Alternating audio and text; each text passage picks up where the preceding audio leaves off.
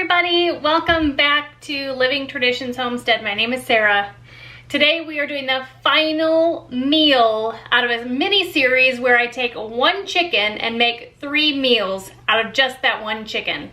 On our homestead we raise all of our own meat, so it's important for us to take every piece and every cut of meat and try to make as many meals out of it as possible. It's a lot of work, so we want to make sure that every little bit of it counts. Today for our third and final meal, we are going to be making chicken tacos.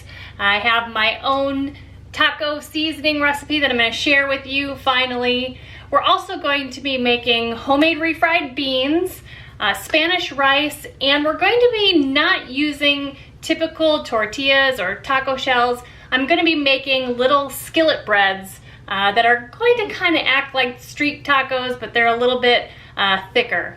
So let's get started. We have a lot to get done.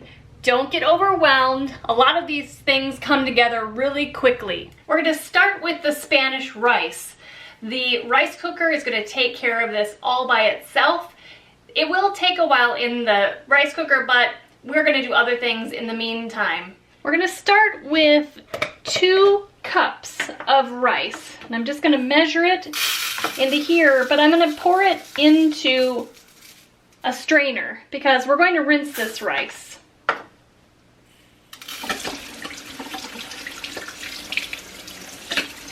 I'm going to put that right into the rice cooker. I'm going to add 2.5 cups of water, 1 pint of my homemade salsa,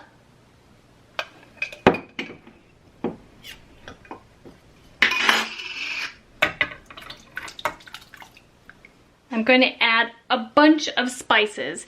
In here I have 1 teaspoon of chili powder, 1 teaspoon of salt, 1/2 teaspoon of cumin, and 1/2 teaspoon of garlic. I'm also going to add about 1 to 1.5 teaspoons of olive oil. Mix it around in there. Now, that is it. We're just going to close it, plug it in, and turn it on. Next we're going to start the refried beans. We're at least going to get them cooking so that all the flavors can just kind of meld together. It's super easy, I promise, and it tastes so good. I'm going to be starting with 1 quart of pinto beans. Now, I canned these at home. I buy them in bulk from Azure Standard, but the first thing I need to do is to rinse them under the faucet just to get all of that thick liquid out of there. While the beans are draining, I'm going to get started building some of our awesome flavors in our pot. I'm going to start by cooking down some onions, and I'm going to be doing that in some lard. This is home rendered lard from the pigs that we raised this summer. It's going to add amazing flavor. Now, if you don't have lard, that's okay. Maybe try some bacon fat that you've saved, or, you know, just regular oil would be fine. But this is going to add a really nice, deep flavor to the refried beans. I'm going to start out using about 2 tablespoons.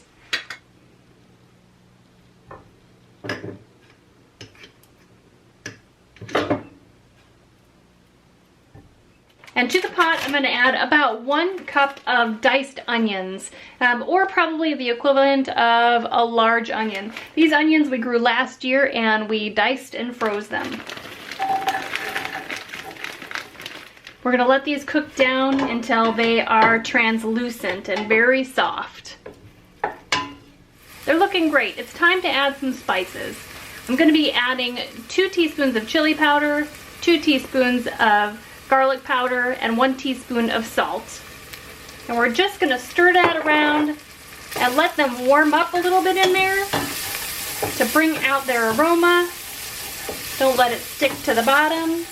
I'm going to add 1 cup of chicken stock. And that chicken broth was made by me and canned from our chickens on the homestead. Anything that's stuck on the bottom, make sure you scrape that off so that it gets incorporated into the liquid. And now we're going to add those beans.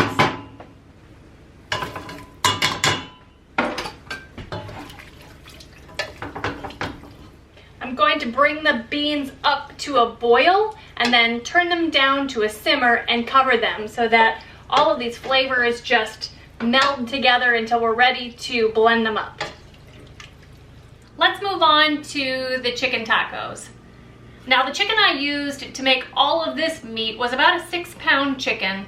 I roasted it in the oven and then I picked off all of the meat from that one chicken. It left us with just over 6 cups of chicken, maybe close to 7. We used 2 cups of it for chicken Alfredo, 2 cups of it for chicken dumpling soup, and then today I made sure to save the chicken that had the most for chicken tacos. It might not seem like 2 or 2.5 cups of chicken would be enough for chicken tacos, but keep in mind when you're rationing your meat, the most important thing are the sides to fill you up and not to rely so much on the meat.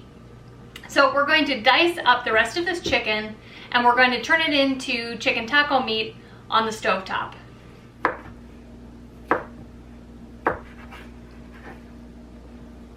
We're going to add just a couple of things to the chicken before we put it on the stovetop.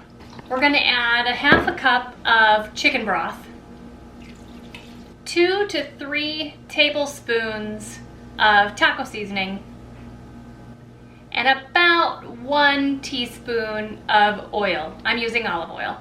And let's stir that up and see what that looks like. We want enough liquid to blend that all together, but not so much that it's gonna end up being drippy out of our tacos. I'm gonna put this on the stovetop and cover it, and just put it on a very, very low heat. And it's gonna warm on the stovetop while we get everything else ready. Before we move on to the skillet breads, I wanna share with you my taco seasoning recipe. Over the last year, I've talked about it several times and you all keep asking me to share it with you. So today I'm going to do that. Keep in mind that I grow my own peppers just for this. So it may not all be available from the grocery store or from even a specialty store, but I encourage you to start growing your own peppers to grind for your spices. So my recipe is 1 tablespoon of paprika, 1 teaspoon of poblano powder or ancho chili powder, 1/2 teaspoon of Minero chili powder or a spicier chili powder, 1 teaspoon of garlic powder, 1 teaspoon of cumin, and 1/2 teaspoon of salt. Mix it all together, and there you have taco seasoning. So like I said at the beginning, we're not going to use tortillas, we're not going to use taco shells. We're going to use a skillet flatbread instead. This recipe is from the King Arthur Flour Company. So we're going to start off with 3 cups of flour.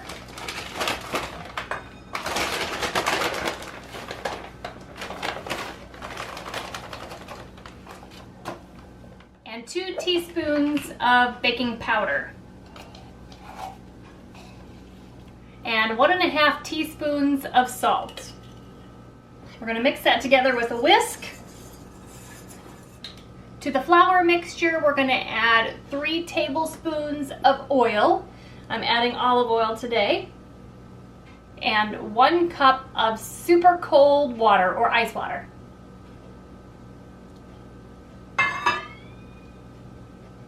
We're going to mix that up.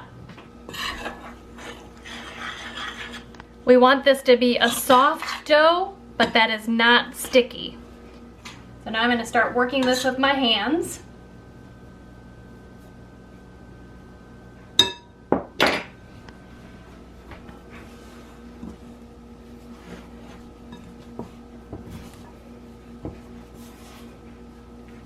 If I end up needing a little bit more water, I'll just put a tiny little bit in at a time.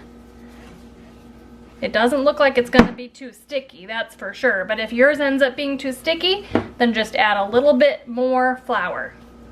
So I've taken the dough out of the bowl just to finish it on the counter, and it feels great. It's definitely not sticky, but it is nice and soft. So now we need to let this rest for 10 minutes, but I'm gonna cover it in plastic wrap. Okay, I've asked Kevin to help me with this part. He's gonna roll these out and I'm gonna cook them on the skillet. Now it's time that we can unwrap this, but we're gonna cut these into 12 equal pieces. Equal pieces. And then he's gonna roll them out. They should be as thin pretty much as you can get them, at least 1/4 inch. And then I'm gonna take them on the cast iron skillet back here on the stove and just cook them up. It's gonna be tasty.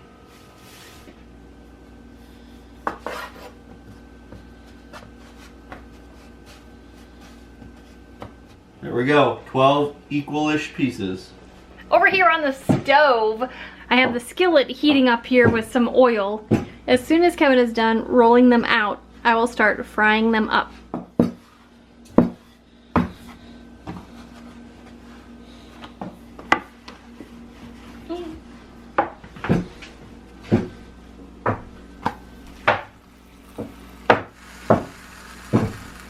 Time to flip the first one. We are almost ready to serve dinner, but first we need to blend up the beans. They've been simmering for quite a while now. I'm just going to use an immersion blender and blend these right up. And we need to take out the rice, put it in a bowl, and fluff it up.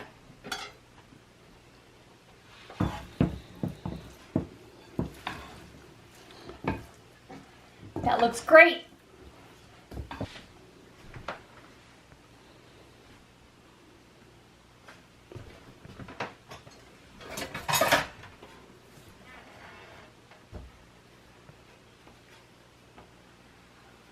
Well, everything is ready and it looks fantastic. We just need to put some food on this plate and get eating. So I'm going to start off with one of our little tacos. Put some chicken on there. And I made a cabbage cilantro salad to go on top instead of lettuce. And I made a lime and honey vinaigrette to go on top. It'll be so good. On the side, some of this Spanish rice.